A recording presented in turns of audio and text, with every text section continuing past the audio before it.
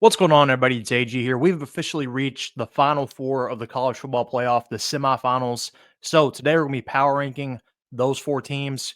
Join me down in the comment section while I move along. Let me know your power rankings for these final four. All right, with that said, let's go ahead and get started. Starting at number 4, Texas.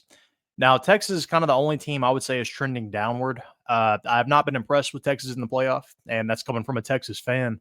I haven't been super impressed. Their path here, you've got the win over Clemson. I thought they looked solid in that one. I thought that was a good win.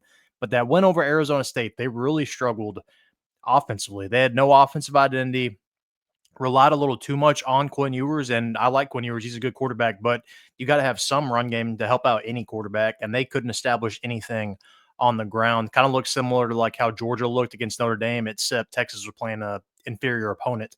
So they won that game regardless. Their defense has been good all year, but that offense really has me questioning things. Their best wins on the year, Michigan and Texas A&M.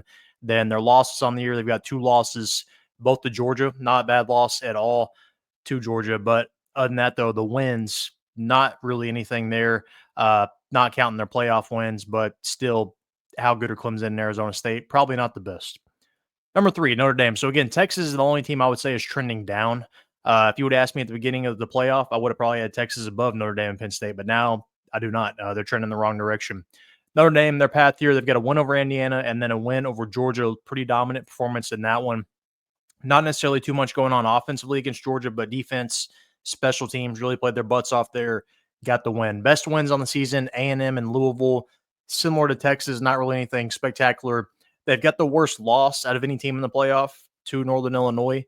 That is a bad loss. That's a blemish, but they've improved since then. What they've done in the playoff has given me a little reason for optimism, and I really think them and the next team is pretty much a coin flip on who I would put 2 and 3, depending on the day. Number 2, Penn State. So their path here, they've got a win over SMU, a win over Boise State. Similar to Texas, I don't really think either one of those teams are very good. So they were supposed to win those games, and they did. They took care of business there, except instead of Texas, they didn't play with their food. They actually put away their opponent. Best wins on the season, Illinois, USC, nothing too impressive. Illinois is a pretty solid win, though. Probably better than any of the teams that Texas or Notre Dame have played. Losses, they have 2 really good losses, Ohio State and Oregon. You could argue those are the best 2 teams in the country, and Penn State lost to them, but they haven't lost to anybody else. So I think Penn State has been impressive. They've got some room to grow offensively, but their defenses stand out. Their defense is so dominant that I think they've got a chance here in the playoff. And number 1, Ohio State. They're playing the best football out of anybody in the country right now. They are the best team right now. If they play like they did these last 2 rounds, they're going to win the national championship. Now, will they do that? I don't know. But if they play like those first 2 rounds, they're definitely headed for the Natty. Their path here, dominant win over Tennessee, even more dominant win over Oregon. They were up like 40-0 in the second quarter.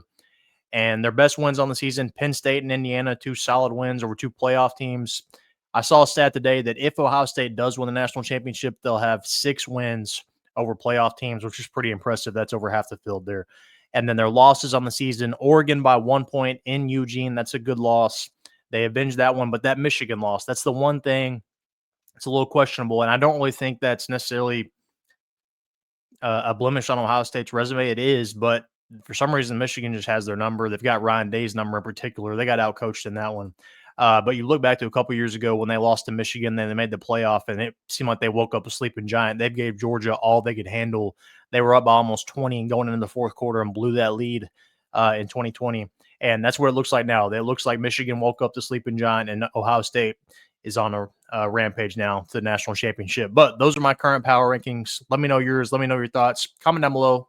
Make sure to like this video and subscribe.